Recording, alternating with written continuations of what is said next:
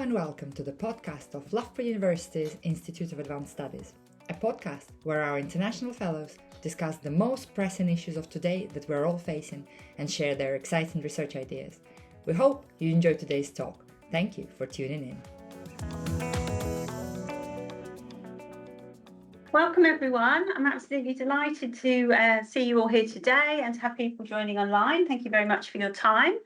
Today we're going to be talking about climate change, body image, eating behaviours and wellbeing. And I'm very excited that we have members from the International Academy of Body Image, Eating Problems and Health with us today. So this is obviously an IAS, Institute of Advanced Studies event. It's a spotlight event. It's hosted by myself, Dr. Hannah White. So I'm Senior Lecturer in Psychology in the School of Sport, Exercise and Health Sciences, and my colleague, Dr. Carolyn Plateau, who's a Reader in Applied Psychology in the same school. And I just want to say, as we start off, a big thanks, if I can hit the right button, to the Biddle Family Scholarship for providing support to enable this event to happen. So I'm not going to talk too much about what the Academy is, because we've got a talk. We're starting off with talking about that today, but I am going to introduce who we have visiting us today. And I really hope I say everybody's names correctly. I have checked this already. So from Canada, we have Professor Jacinth Dion from the University of Quebec, UQTR, in Canada. We've got Professor Annie Ami from the University of Quebec, UQO. From Spain, we've got Professor Alvaro Cecilia Camacho from the University of Almería. And from Japan, we've got Dr. Naomi Hayami from Osaka Metropolitan University. And from Italy, we've got Professor Gianluca Lococo from University of Palermo. Palermo. Oh, so close. Yeah. So thank you so much for coming to join us in person today. And online, we have two of the Academy members as well. We've got Dr. Espen Strodel from the University of Queensland, University of Technology, and we've got Dr. Rachel Rogers, who's joining us from America, and she's from Northeastern University. So we've got a really great bunch of people who've come from various countries to join us today, and you're going to hear more about the Academy as the talk unfolds. So some of this talk, as you may guess, will take place online, and some of it will take place in person.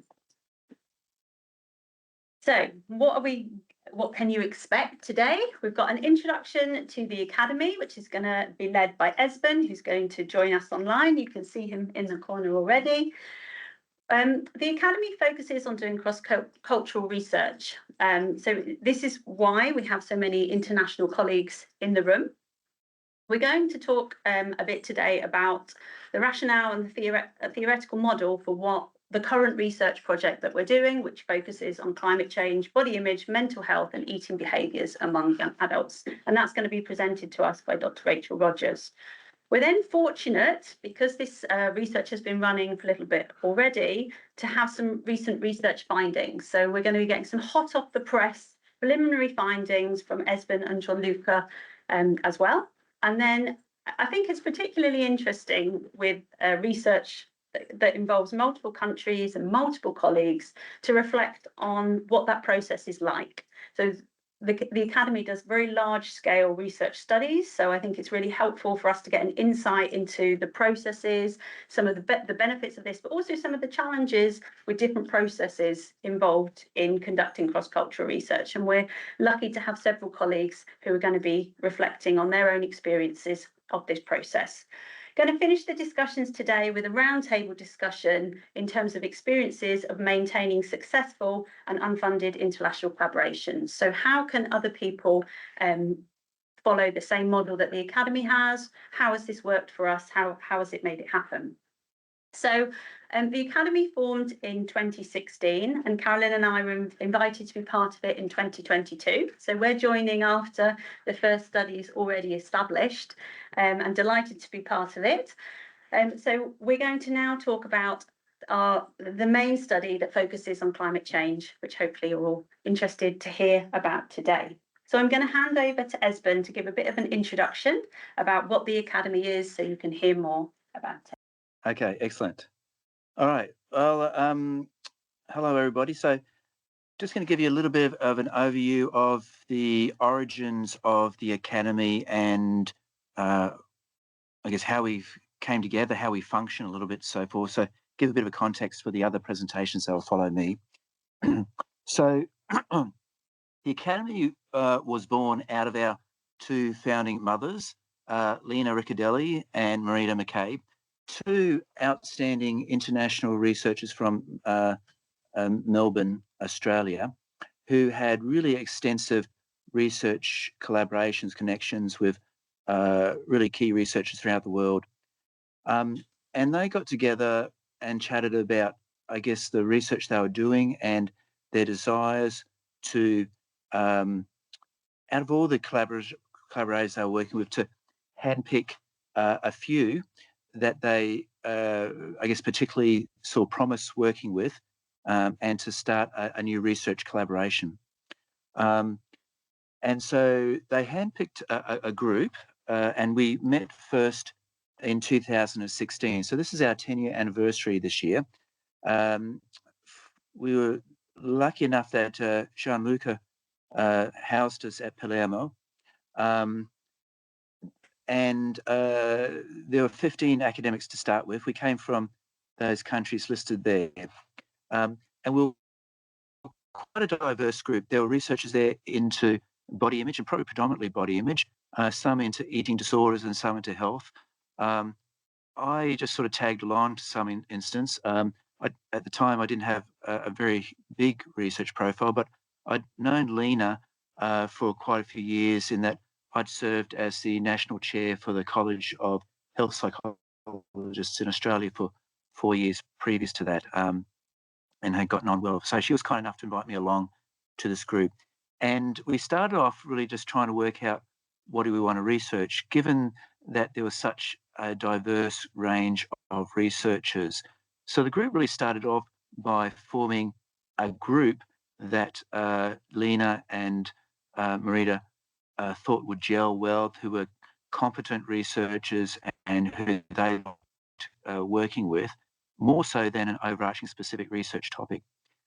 But through the meeting at Palermo and then our subsequent meeting at Montreal, we nailed down a specific research project, which, given the diversity of the research, was also diverse in looking at a biopsychosocial model of eating disordered behaviour, body image, and so forth. And we've tried then to meet every year to continue that research project and start a new one. Like everyone else, we were hindered for a few years due to COVID. But each of the members of our group have taken turns to house us and host a meeting like we're doing today here in Loughborough. And so the current, we've grown from then, so from that original group of, was it 1, 2, 3, 4, 5, 6, 7 countries to 19 countries now. We have a core group of members that have continued to be part of this collaboration over the years. There's been a few that sort of dropped out, a few that's come in along the way, but we've had this sort of core group along the way. But just for this last project, we've also had some additional new members joining from all over the world. So adding South America, we got a little bit more from Europe, East Asia, South Asia, and from Africa. So that we really are a generally international group covering all the main continents and gaining quite a diverse view of measures of, in this instance, worry about climate change and eating behaviours and body image and so forth, which makes what we're doing really, really exciting from our point of view. So in terms of how we function, so we have an annual meeting where we spend a bit of time talking about the research, planning it, organising it, making action plans and so forth. And then in every instance, we've also had an associated research conference where we've been able then to share some of our research findings and disseminate that locally to the university that we're being housed at. In between our annual research meetings, we hold Zoom meetings every couple of months to track base to how we're going and to problem solve and to make further decisions to help ensure the implementation of the research that we're doing. As you can imagine, there's lots of email communication then too, either sort of bulk emails out to the whole group or specific emails to specific researchers to ensure that things are progressing along. As you can imagine, there's a lot of email discussions and decisions, and so we have shared files on Google Drive to house the final decisions and resources, paperwork, ethics applications and so forth, surveys that we all use to make sure that we are using the most up-to-date versions of whatever we've decided upon. And probably a main point to remember about our group is that we don't have an overarching funding source for the whole collaboration. So we all do this as volunteers, in addition to all the other research and teaching that we might do. There's no general funds that funds all the activities, but there have been along the ways times where particular members have donated some of their funds that they have, research funds, to help us out. So when we started off, Marita kindly donated some significant research assistant time to help us put together our ethics application and our survey. The second time around, Charlotte donated research time to help us similarly to put together initial ethics application and online survey and so forth. But otherwise, it's done through donations of our own time. Our first study that we conducted, we surveyed over 6,000 young adults from 8 different countries. It was a large study with quite a few variables, but the overarching goal was to look at a biopsychosocial model of you can see disordered eating behaviour, body image, measures, BMI as well. And that research study resulted in, so far, 11 Q1 articles and 1 book. I don't expect you to read all those publications listed there, or the text of that all, but just to give you a bit of an impression that we have been quite productive and been fortunate that all our publications have been published in high-ranking journals. So it's been a successful collaboration. In making those publications, we set up subsets or little working parties of groups of 2, 3, 4, 5 researchers within our collaboration who focus on a particular topic, and they facilitate a large part of the data analysis and writing, and then send it out for the rest of us to review and add our thoughts and pieces. So we all contribute to each publication, but there's a working party that focuses on each one of those publications to press forward. Our second study, and I'm not going to talk too much about this because I don't want to steal the thunder of the other presentations, but same sort of vein. No, we got a lot of collaborators from different countries. We focusing on university students to try and manage some of the cross-cultural variants by having participants who have a similar level of education and literacy, and we hope to sort of recruit between 500,000 from each country and compare differences and look at similarities in perceptions of climate change, worry, body image, eating behaviours, and mental health. So if I was to reflect on what's our secret to what I think has been a really successful research collaboration, I think I can put it down to one thing. And when I reflect upon it, it sort of surprised me a little bit about what this factor is, because I actually disagreed with it when I first heard it. But in our first meeting in Palermo, and then also reiterated when we met in Montreal, Marita was particularly insistent that we had a semi-closed group, and that only researchers could join our collaboration if they were nominated by an existing member who knew them quite well and could vouch for both their character and their competency. And I remember when Marita sort of first expressed this a few times, I thought, no, that's going to be so restrictive. We want, no, bigger is better, and we want to just have more and more research come in so we can have a bigger study.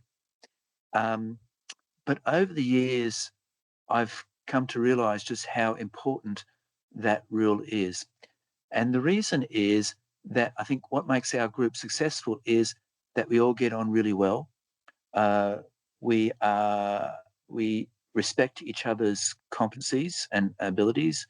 I've never detected anyone trying to take control or make decisions that were for their own personal gain.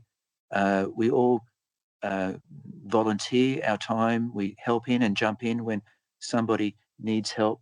And I think that teamwork has been so much more important than any policies or processes that in terms of how often we meet or something like that.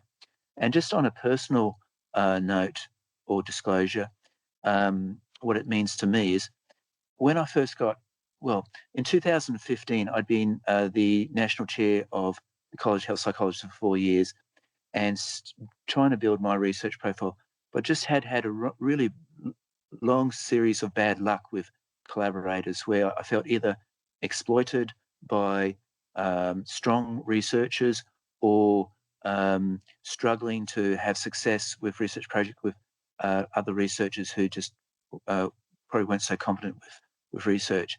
And I got to the point where I just felt so exasperated and frustrated that I actually started to question whether this was the right career for me and whether I should just try and choose something else. And, I got to the point where I literally prayed and asked God to help me to get connected with some good, kind researchers who just want to do good in the world. And literally about 2 or 3 months after that, Lena contacted me and asked me to be part of this group. And it was literally an answered prayer. I've really respected and enjoyed working with this collaboration. It has literally, I think, saved my career as a researcher and helped me stay in it because I think we get on so well and we support and help each other so well. And I think that has been the secret to our success, is that one membership rule. And having somebody come in who might have been dominating or self-serving just would have ruined the experience for everybody, given that we didn't have any funding and we were volunteering our time. And this is my final slide. And I just wanted to present this as reinforcing what I think has been our success. And so I contacted Marita a couple of weeks ago asking for her ideas about how the academy was put together and so forth. And she gave me permission to share this quote with you all. So this is what Marita said, who put us all together. She said, "We found it extraordinary that everybody we invited to join the group immediately signed up and contributed an enormous amount of time and energy to the venture. There was no dissension, just a cooperative experience, discussing all of our ideas to create an amazing study. We were all in it together with no one taking charge. No one pulled rank. There was an enormous amount of respect and valuing of ideas that were put forward. This was a group of highly talented, committed academics. That is why they were chosen. We all found it extremely exciting to work together in such a cooperative manner." And I think that's what's helped us to be successful. It's helped us stay together for 10 years in spite of challenges like COVID that could have derailed us, despite having no money or funds to do it. That's been the heart of our group. And if you're interested in finding out a little bit more about it, you can just type in International Academy of Body Image, Eating Problems and Health. We've got a website and you can find out a little bit about our members, publications and so forth. Thank you for your time. Brilliant. Thanks so much, Esben, for those words and sharing your thoughts about it. So Esben will be joining us again. You can't rest just yet, even though it's the middle of the night. We're going to hand over to Rachel Rogers now, who's joining us from America, and then we'll be back with you shortly. But thanks again, Esben. That was brilliant. I'll hand over to you. Nice to see Hi. you. Nice to see you too, Hannah. Thank you so much. It's a real pleasure to be virtually with you today. I'm so sorry that I'm not actually there in person. And I don't think I can really start without saying how much I echo all the things that Esben just said about what a wonderful group this has been to work with and how extremely grateful I am for all of the work that we're doing together. That being said, I will be speaking today about the background and the theoretical groundings of the work that our international group is conducting and providing some rationale and our theoretical model as we move forward with this work. We know that eating disorders, eating behaviors, and other appearance change behaviors, as well as body image concerns, lie at an intersection of mental health and food systems. And for this reason, amongst others, climate change is an extremely important issue.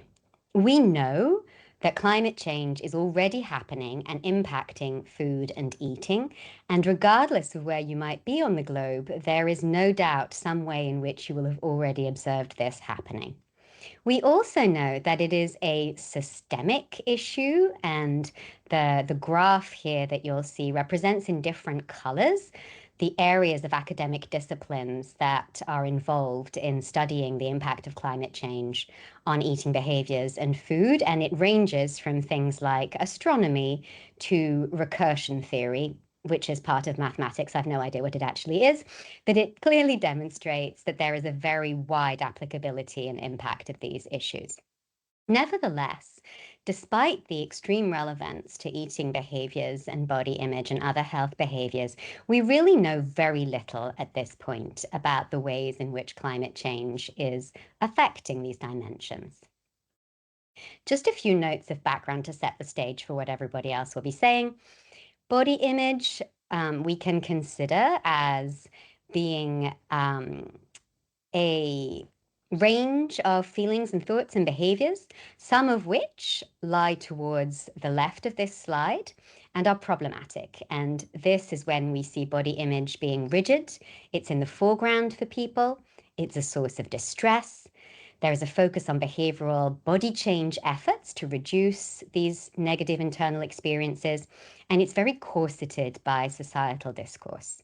On the contrary, helpful, positive, adaptive body image is flexible, it's in the background, there's little to no emotional or behavioral impact, it's accepted, and it's an embodied experience.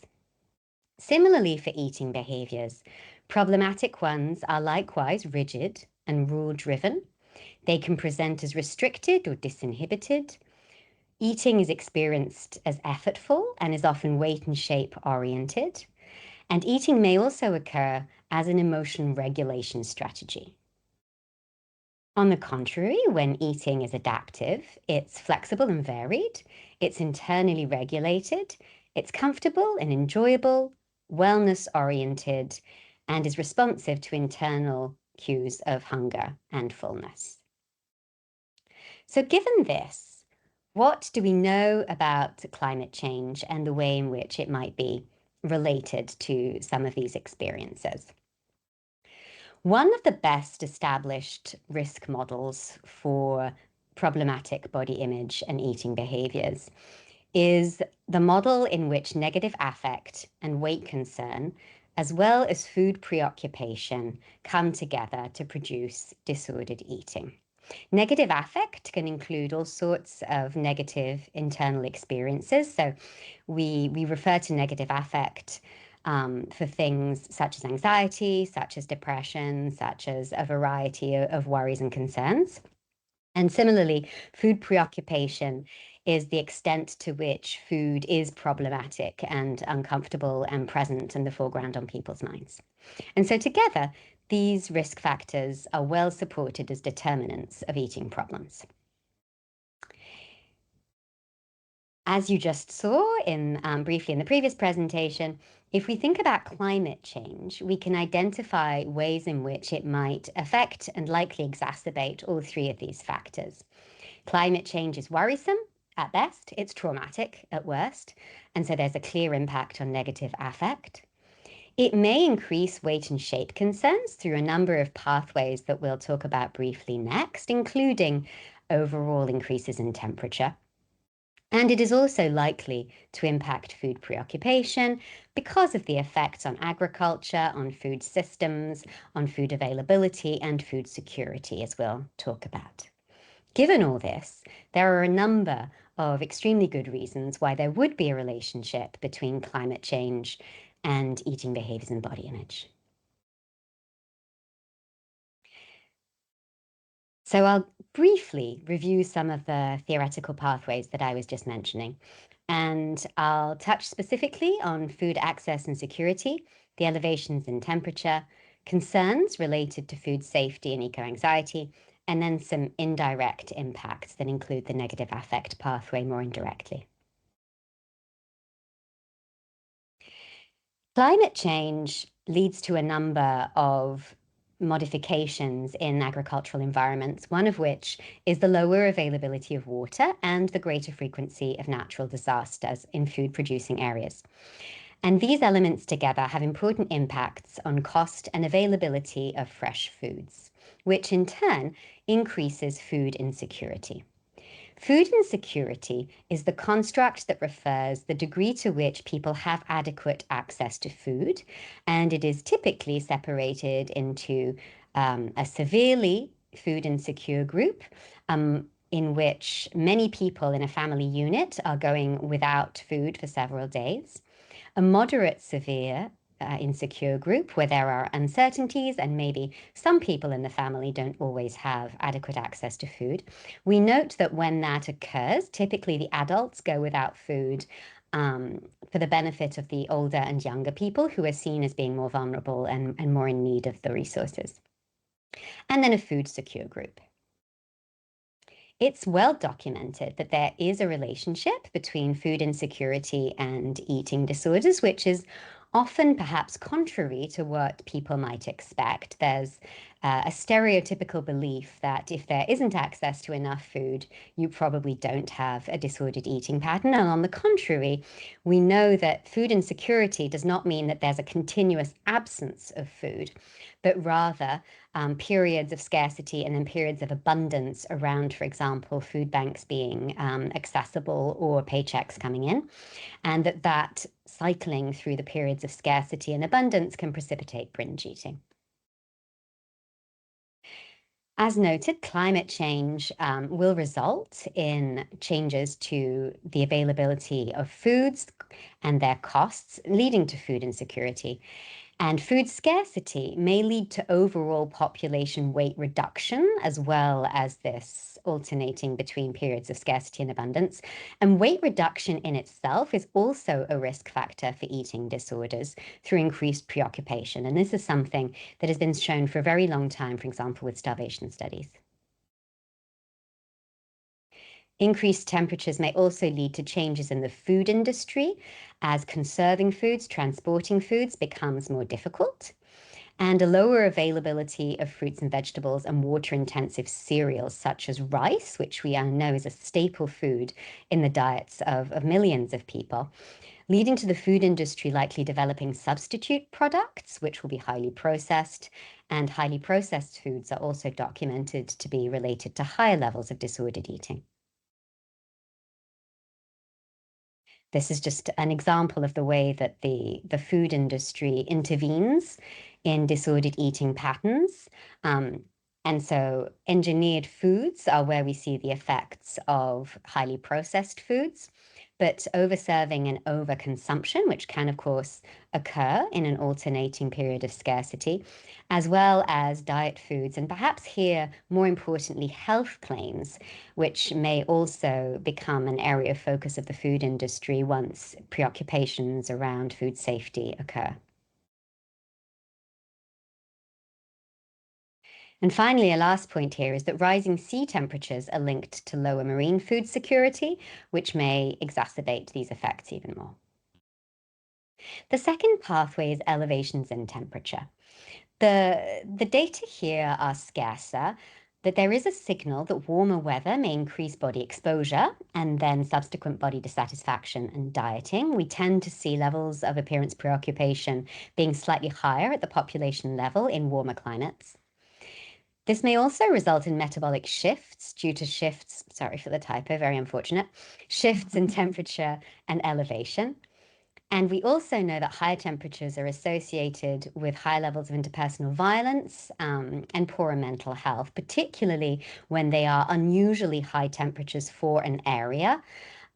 So compared to the geographic baseline, we know that heat waves, for example, are something that increases mental health concerns substantially.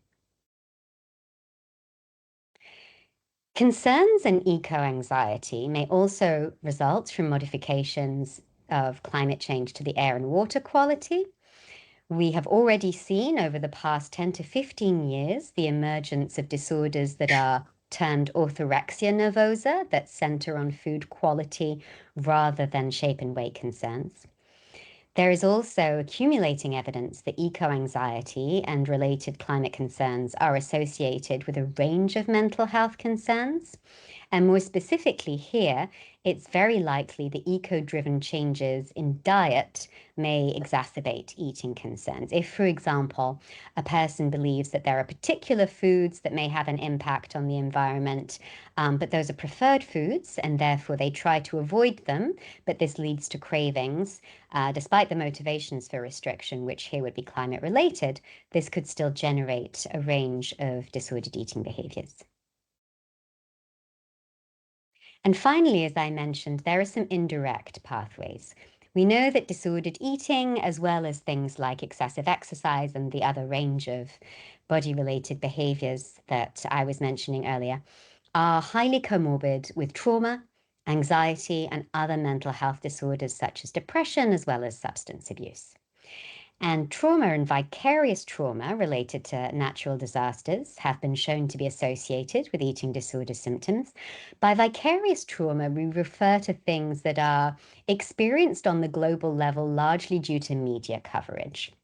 More and more, we are exposed to very vivid media coverage of, for example, extreme weather events that are happening at the global level. And this is not only through commercial media outlets such as television, but also user-uploaded content from those places. And what's unique about that type of content is often that it's unedited, which has a number of benefits in certain cases related to appearance. But when we are thinking about images that could be traumatic, the lack of the additional framing that is to some extent provided by, for example, a commercial news channel can make its impact even stronger. So at a global level, we are part of a community, or at least invited to view what is happening to communities that are affected by these traumatic events. This is often accompanied for those communities by decreased resilience, an impact on social support and other relationships that are broadly based protective factors against mental health disorders. And so the taking away of those social nets might also exacerbate concerns. And there was also strong evidence during the COVID pandemic that there was an increase in eating disorders for a number of reasons.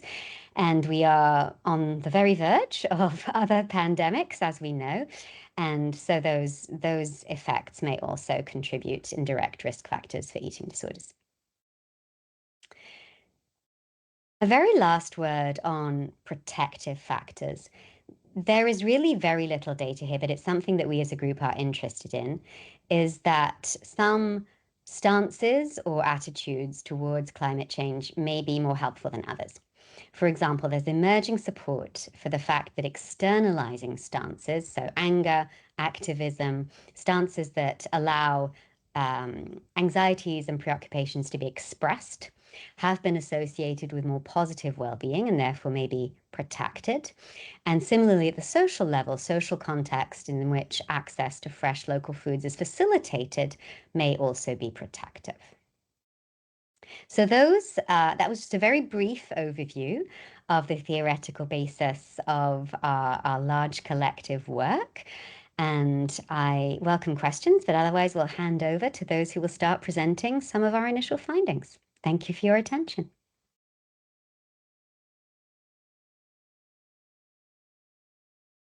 Great, brilliant. Thank you so much, Rachel, for sharing that. Really, really helpful to see, and I'm sure everyone in the room enjoyed talking through those different levels and different layers that we are exploring. So we've got fortunate enough to have two colleagues presenting some initial findings. So we're going to go to Esben first online so that he is able to get some rest because it is the middle of the night. So I think, Esben, are you happy to share your slides with us to present your findings first? Yeah, sure. Brilliant.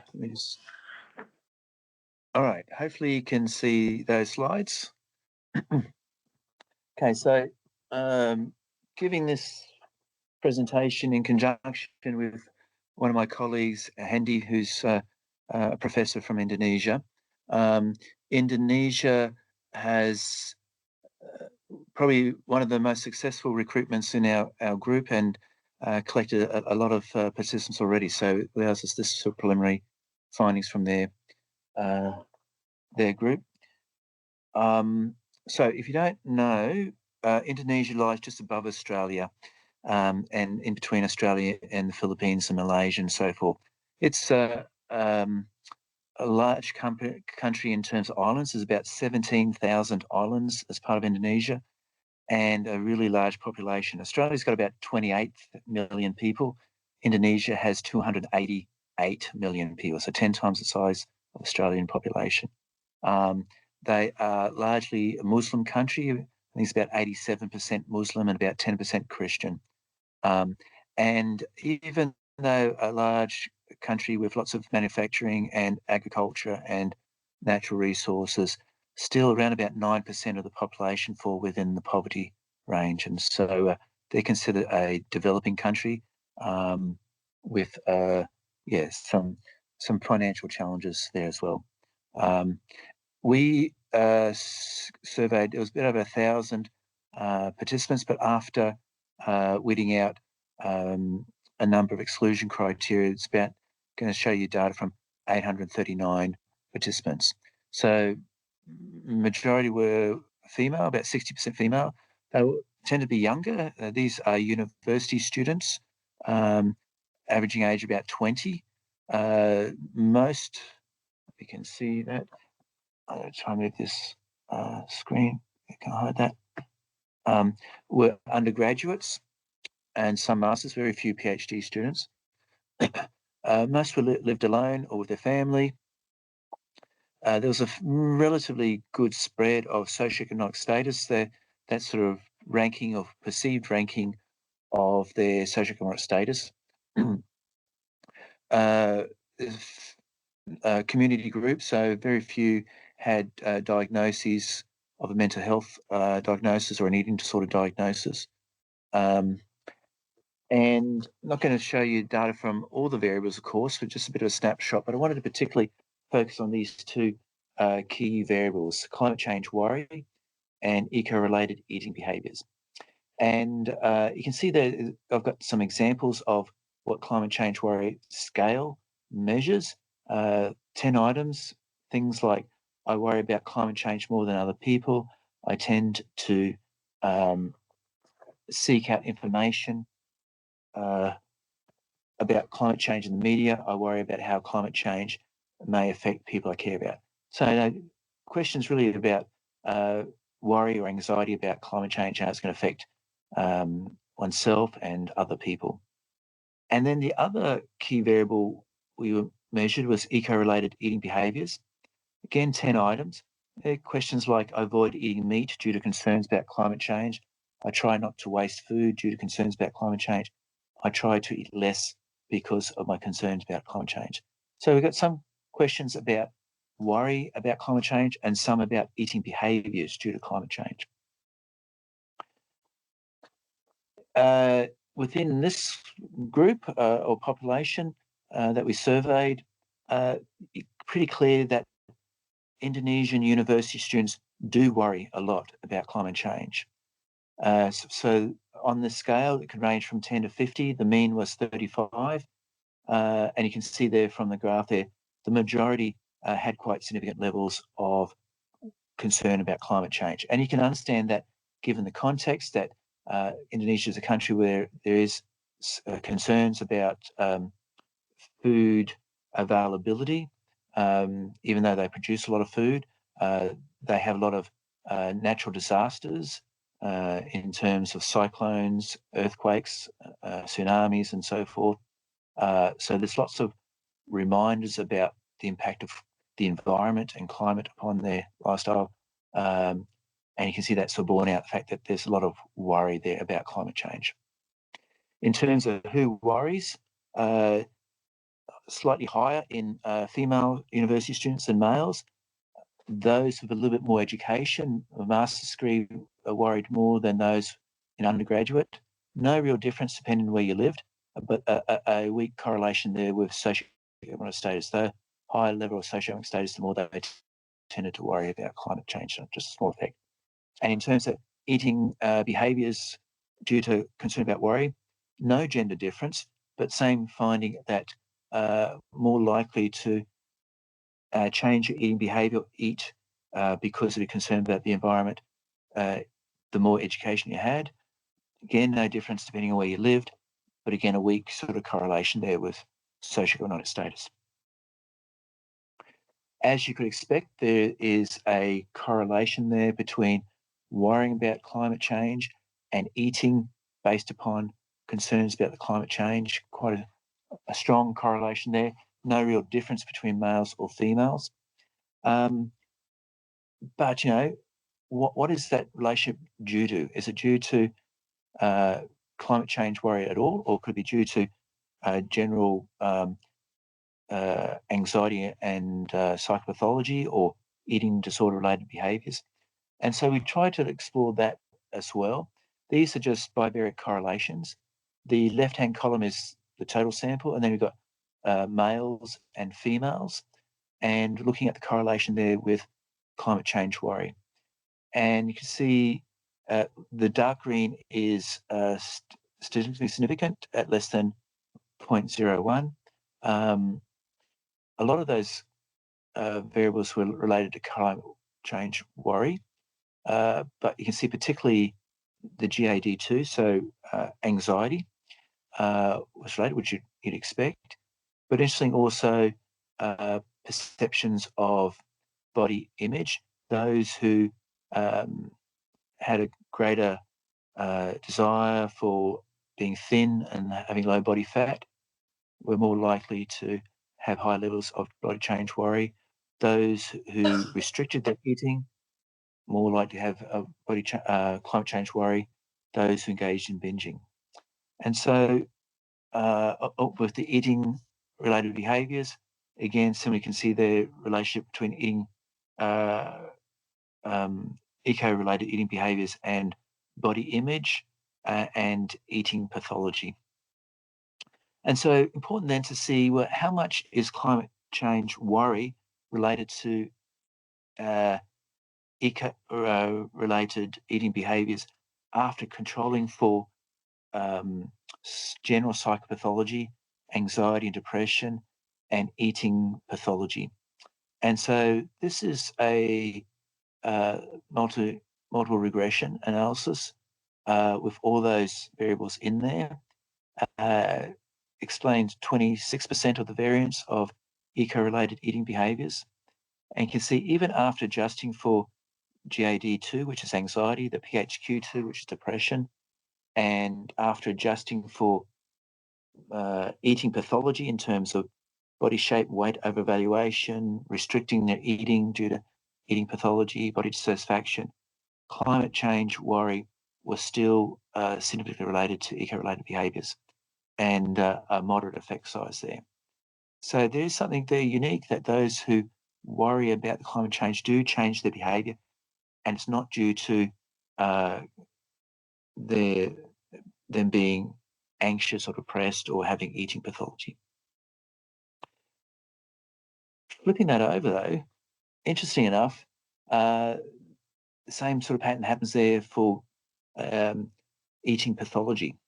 So if we look at the predictors of binge eating, after even after controlling for anxiety, depression, and eating pathology, you can see that climate change worry still significantly related to binging.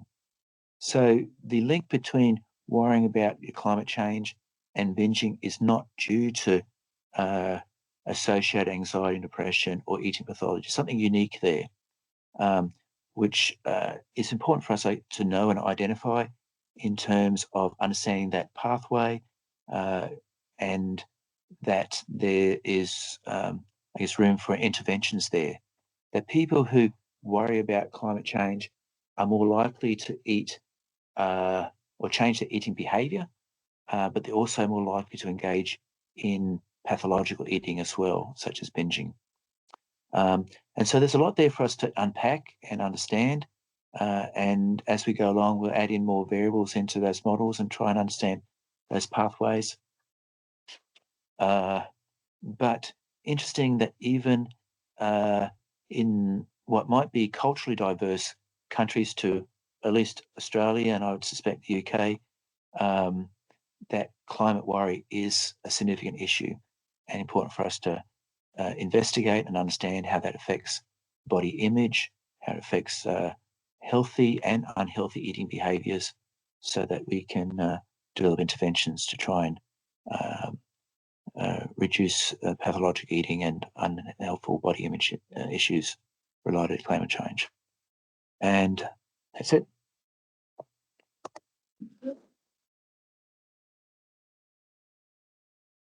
Thank you so much, Esben, for presenting those initial findings. So I think it's worth just highlighting to everyone that obviously we've got some really interesting initial findings that have come out of one country's data collection.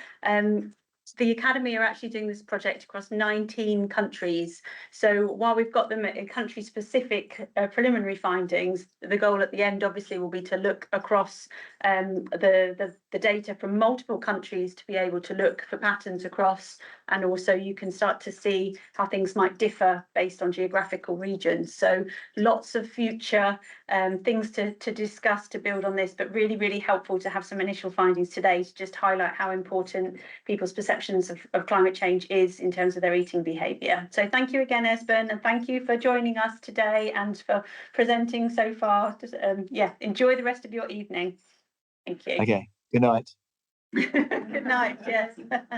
Okay, great. So we're joined next by Gianluca. So you're going to present some of your preliminary findings as well to build on these. So thank you very much. Okay, thank you. I will also show some preliminary data of a study that we are running with 2 different samples, one in the United States and one in Italy and Germany, so European countries, to explore the eco-concern disordered eating behaviors. So, as we have listened by Esben and Rachel, we know that there is a link between the climate change and mental health. So there is an association between mental health problems and the eco-anxiety, so-called eco-anxiety. So a distress, personal distress that is related to the climate crisis. Some symptoms that were identified in the literature are rumination, the guilt, the frustration regarding environmental changes, and some specific aspects of anxiety. Regarding the eating behaviors, as Rachel Rogers said, we can see that we have some people who can cope with the eating behaviors related to the eco-anxiety. So, for example, some people can have some dietary shifts, so they can eliminate the meat consumption, or they can prioritize their organic sourcing, or they try to avoid the food waste. But we have also a negative side of the rigidity, pathological rigidity related to eco-anxiety in terms of food and eating behaviors. So we can have the risk of the elimination of the entire food groups, or the extreme rigidity of eating choices, or a dietary restraint that can mirror the traditional eating disorder patterns. And so we are interested in to explore these two different dimensions. I will skip this the slides, but we can introduce the construct of orthorexia nervosa or eco-anxiety, because we know that most of the studies in eating behaviors have focused on the orthorexia and the orthorexia symptoms.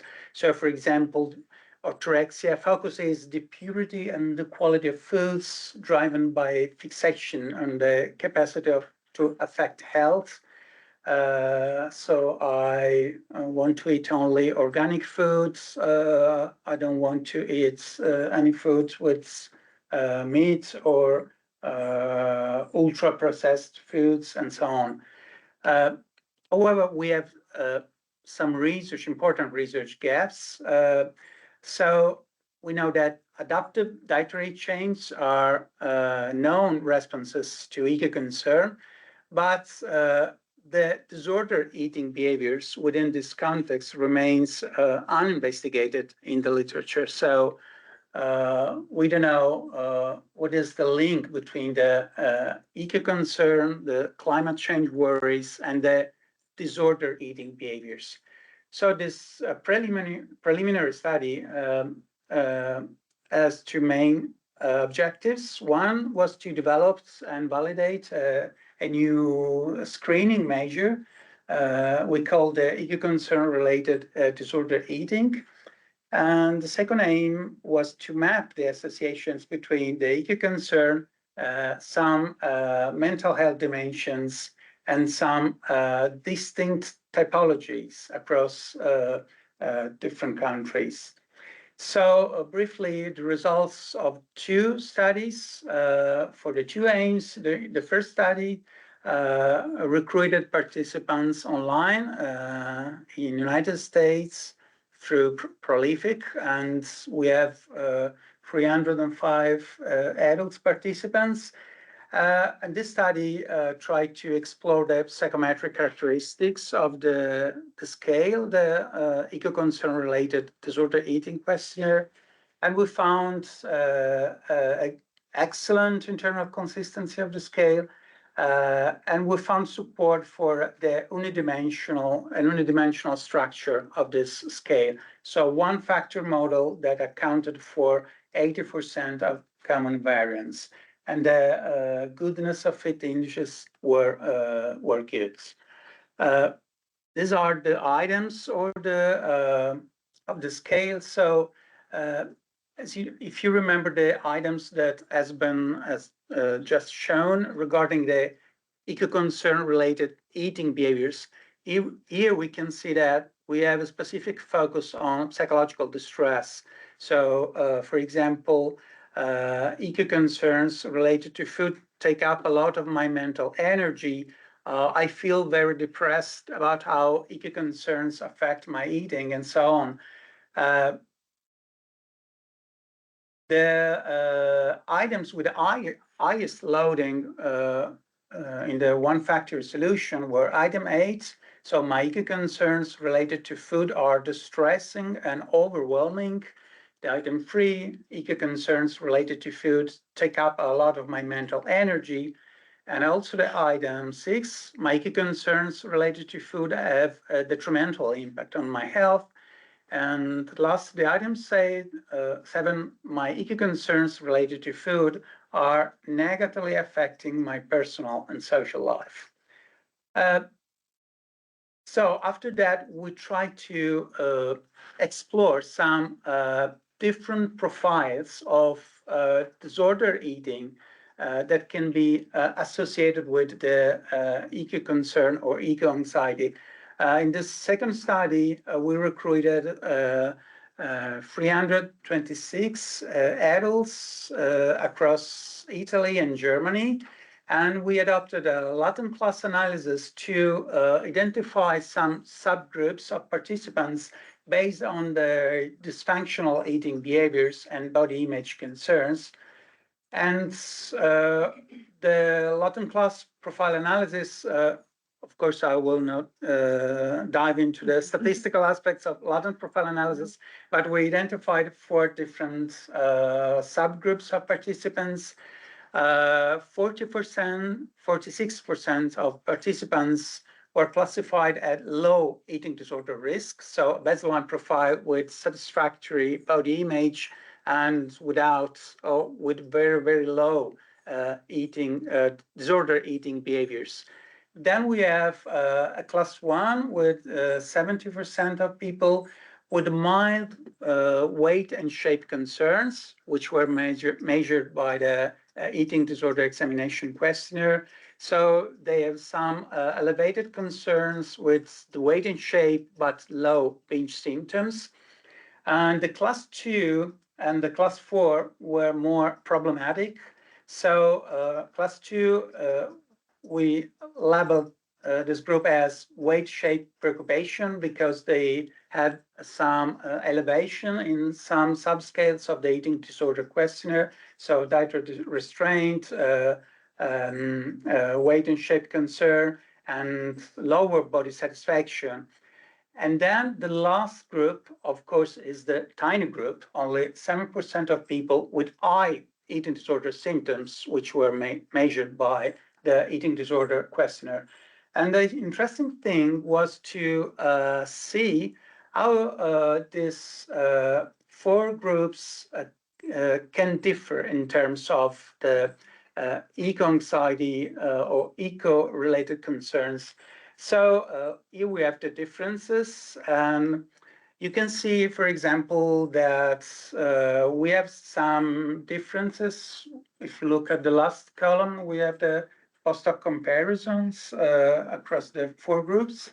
So we found that the class 2, but also the class 4, with the Bonferroni adjustments, reported greater eco-concern-related disorder eating than the people in the class 1, so with mild weight shape concerns. And they also reported greater feelings of guilt and preoccupation regarding foods, but we found no differences across the 4 subgroups in terms of climate change, worry, preoccupations, and eco-related eating behaviors.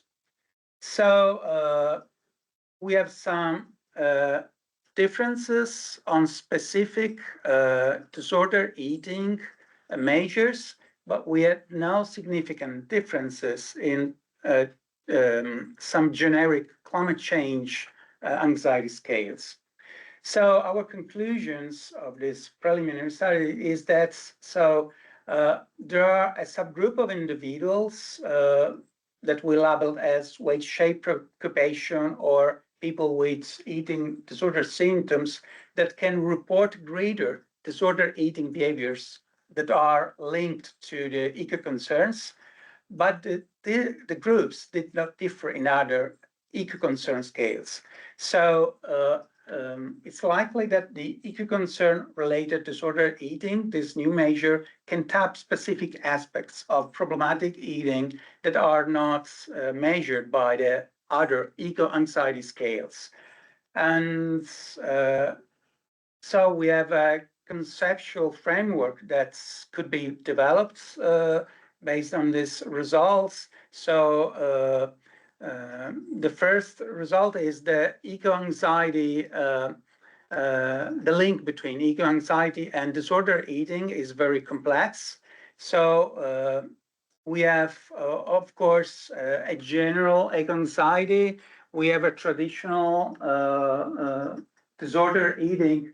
And at the intersection of these 2 groups, we can try to identify a specific subgroup with disorder eating that can be linked to the eco concerns.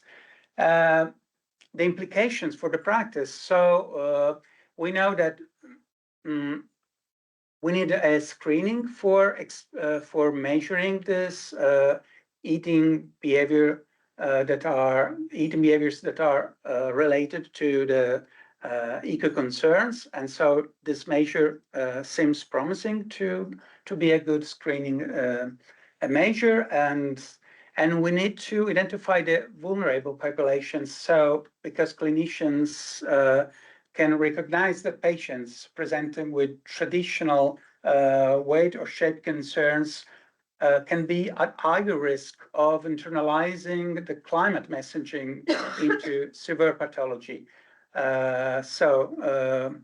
Of course, we will try to recruit more people with this questionnaire. And of course, the main limitation is that we only collected cross-sectional data, so we are not able to identify causal relationship between the eco-anxiety and disorder eating. So we need more longitudinal studies to try to detect these causal associations. Thank you.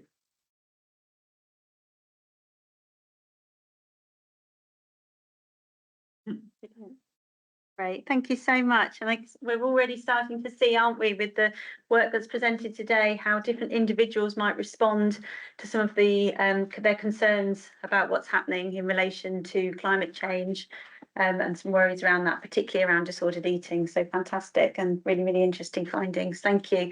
So we're going to move on to our reflections part of today before we finish up with the roundtable discussions. So now I'm going to invite up Jacinth, Annie, Alvaro and Naomi and Gianluca again, unless you were having a little bit of a rest, to just reflect on how you found the experience of conducting cross-cultural research. And I know you've got some points to go through. Yeah, thank you. That's a great pleasure to be here in Loughborough. I really like your campus. So just to put you in a little context, like has been told you at the beginning, we are a subgroup of researchers from our international team doing research about now climate change and eating disorder, body image. But before starting that study, we needed to think how we could have good measures. So that's always the point when we want to measure variables. So how can we do that? So we were a little group from that bigger group to be like a little team to put together a standard translation procedure. So, and we decided how we should do it, and we shared this procedure to all the countries and non-English countries, I should say. So how we could do that, because of course, for me, I'm a French Canadian, so we needed good French measures, and we have in Italy, Japan, Spain. So yeah, now I think it's your turn. It's your turn now. Yeah. Just to focus, I would like to note only two main issues to highlight to these two topics that when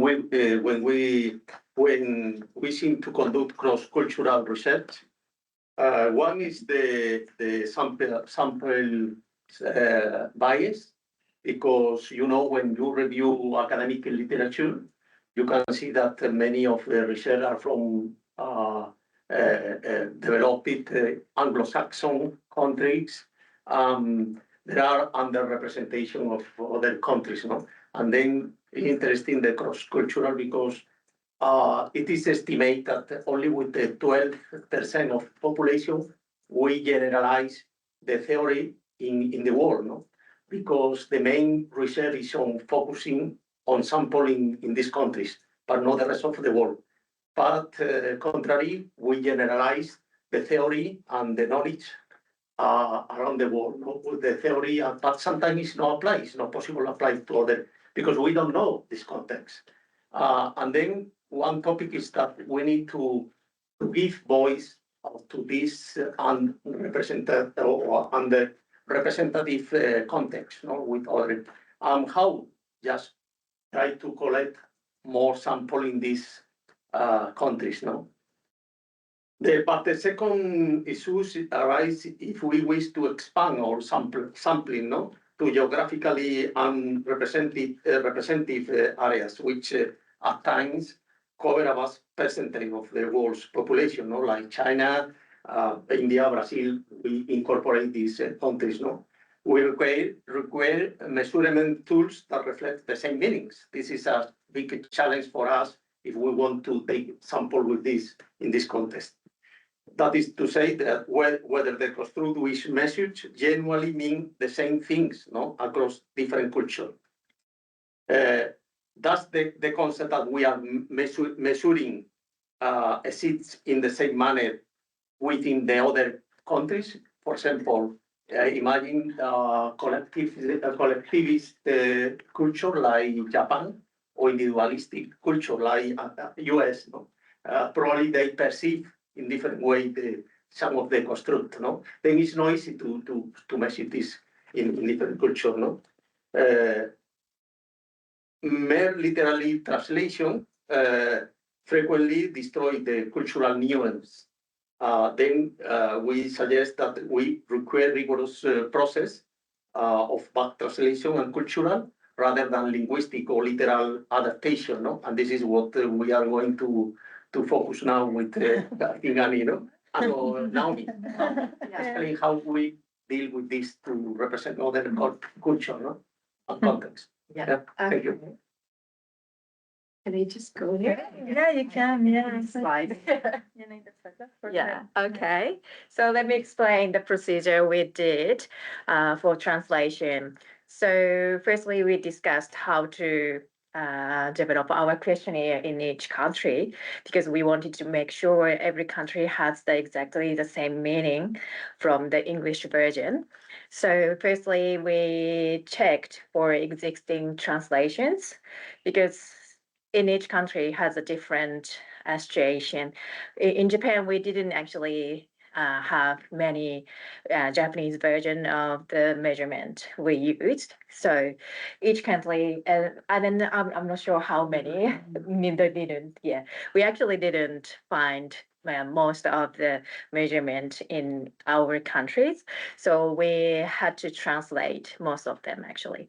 Then we did translation process, which includes back translation. And we followed that back translation technique was undertaken. Switch. Oh, There's the other one. Here it is. all right, thank you. So we follow that methods. It's already kind of established. And firstly, we did initial translation, which was conducted by at least 2 independent native speakers of our language.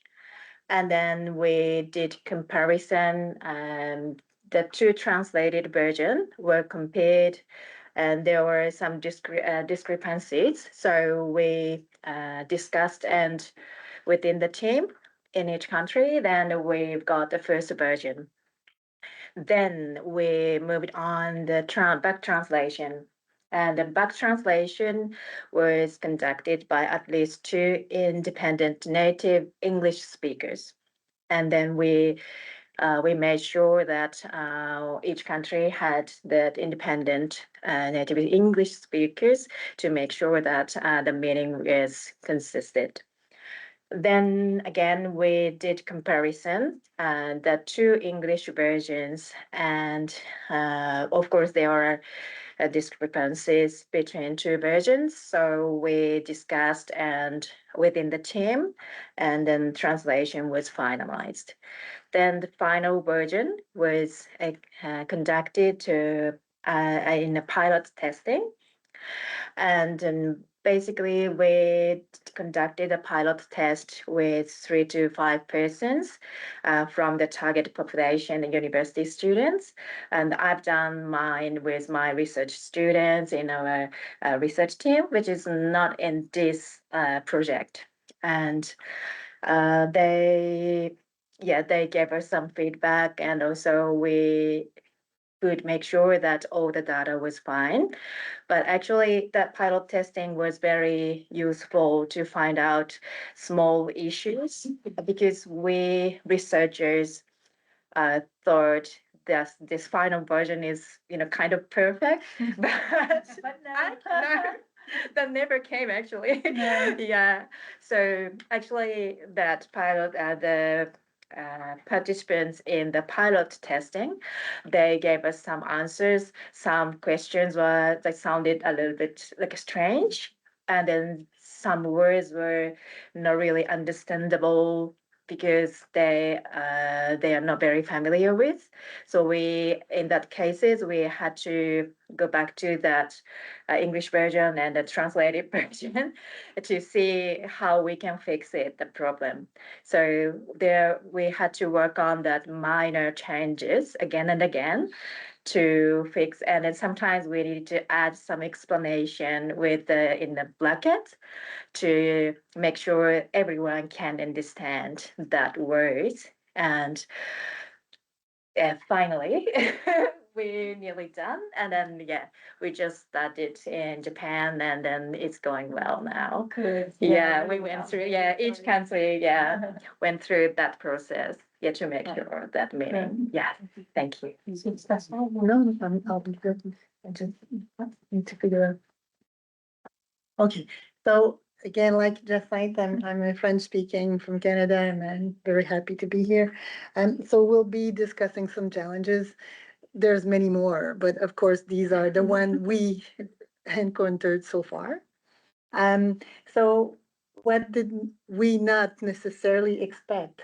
First thing is that, we thought sociodemographic questions would be kind of straightforward and easy, but that's not the case. Like in different countries, some questions can not be asked. Let's say, for example, questions about sex, gender, sexual orientation in Morocco, in Cameroon, or in other countries. These questions should not be included because it's against the law. And if they answer the wrong answer, for example, they could be put in prison, in jail. So, this was something we did not expect because in our country, let's say in Canada and many other countries, this was not an issue. So when we discussed it with other researchers and collaborators, they were saying, no, this cannot be included. We also had a question about we were expecting it a bit more, but still it was an issue. A question about weight and height. We have this system in some countries, it's in meters, other countries, it's in Feet. feet, thank you. And then kilograms or pounds. So, yeah, it's quite hectic somehow because we had to do two different questions, and we had to put a lot of possibilities in answers. So anyways, that was something we had to adjust. And some words that we selected, even in the same language, could not be understood in different countries. So again, because I'm French speaking, I'm going to talk about French. Height in French, we say it one way, but in other countries who speak French, where they speak French, they don't say it the same way than in Canada. So we had to put different words, or again, like Naomi was saying, some clarifications into brackets. Anyway, so we weren't, you take for granted that everyone speaks French the same way, but no, it's the same with English, I guess, and other countries. And so for the ethic committees, we had each country, had to go through an ethic committee. And obviously, some ethic committees do not think the same way, right? So we had to do a lot of adjustment around that. Yeah. And then what will happen next, what we are expecting, and of course, more things will be happening. We'll have some problems for issues with internal consistency for sure. This should vary from one language to the other. So one way we've been thinking about settling it down would be to include a validation process in which we would select, let's say, the items that best represent like all the countries involved, and then we could maybe stick to these these items. It would also allow us to shorten the versions of the questionnaires we're using, and then to maybe generalize. And of course, there will be a lot of fun cleaning up the data. It's going to be time consuming. I'm going to let Jacinthe finish. Final word, yeah. So beyond the data, I think the issue is not about having appropriate measures or instruments to measure across different countries, but it's also how we go about assessing or collaborating with researchers from other cultures. So how we can put ideas together, how we think about eating disorders, body appreciation, body satisfactions. So, and how an important challenge that we have is how we can achieve true co-creation beyond, oh, sorry, there's a French accent, beyond mere collaboration. So this is still what we are doing, but as has been said, or Merita, I think we are a nice group, so we don't have power struggle. So I think it's really helpful and we can do great things. So thank you now. So we can have time for questions and to discuss. Now I think you heard us a lot talking, so now we'd like to hear you. Yeah. Yeah, thank you, everyone.